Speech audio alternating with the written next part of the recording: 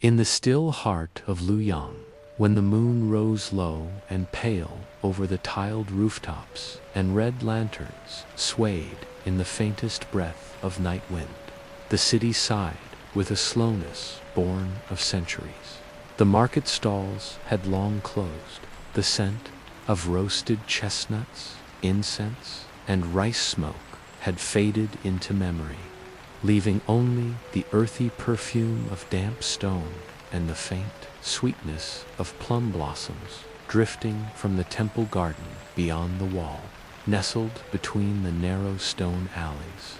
Behind a crooked wooden gate painted in old jade green sat the weaver's courtyarder modest home, unchanged for generations. Its roof sagged in places, the stone path was cracked with moss, and the wooden beams groaned with the years. But in this stillness, time had softened its edges, wrapping the home in the kind of beauty only the patient eye would recognize. And within that soft hush of old timber and woven silence, Master Ren lived. Ren was a man carved gently by time. His beard was thin and white like spider silk.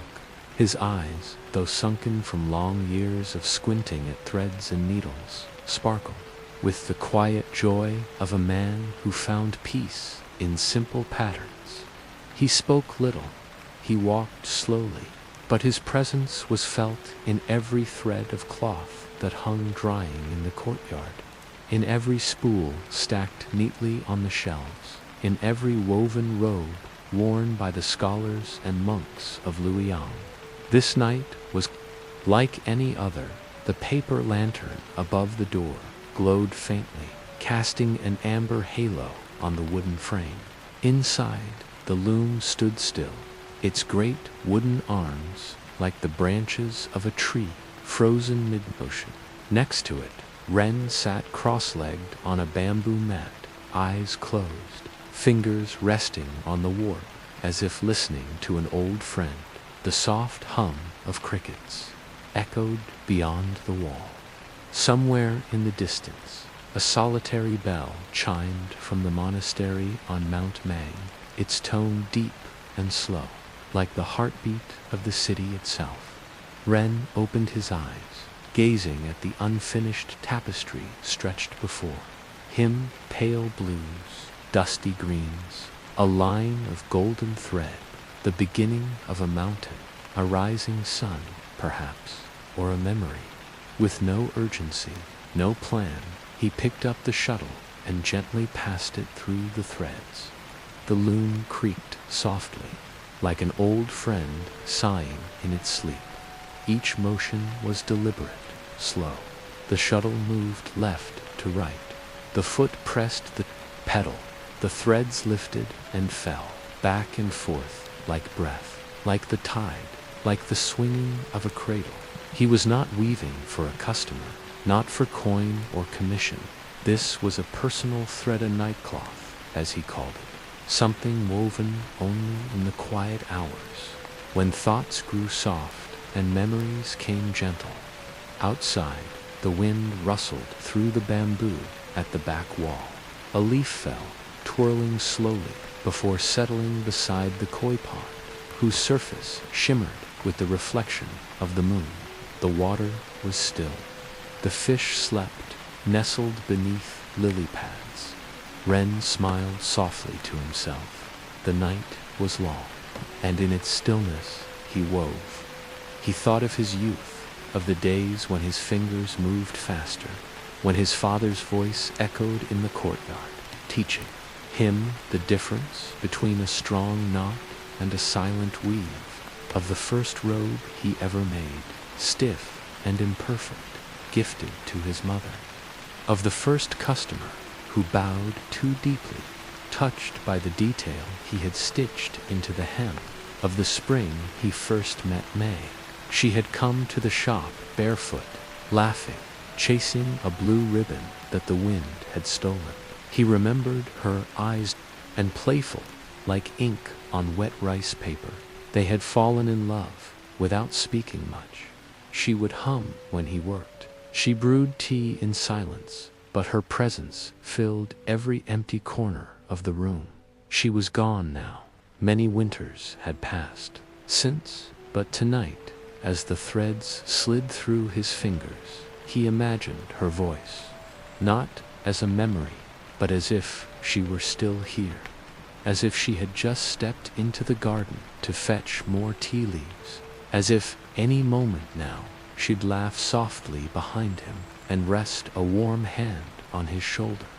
The loom creaked, the thread tightened, the pattern grew. Outside the gate, the city slept.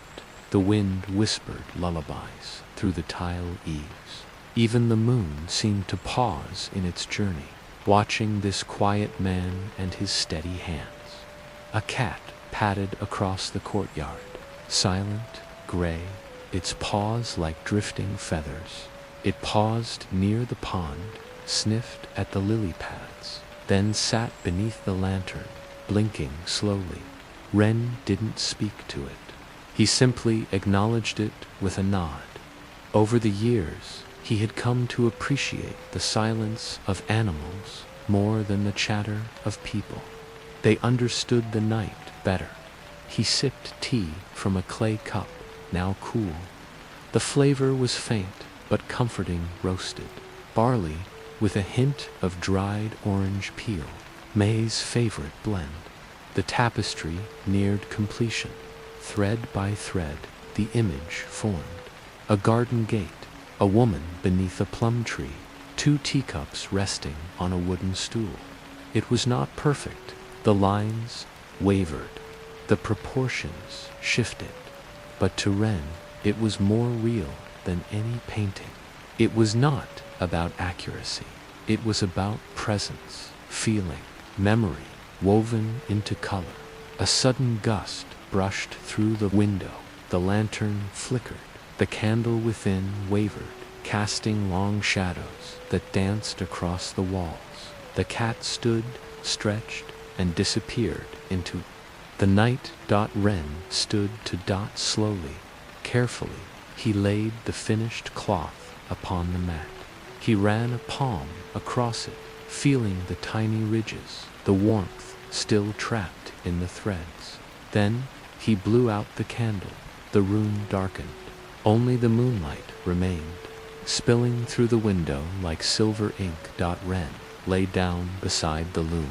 No pillow, no blanket, just the mat, the scent of thread and tea, and the soft echo of the loom's last creak. And as he closed his eyes, the city sighed once more. Luoyang, ancient and eternal, cradled its people in silence. The koi slept.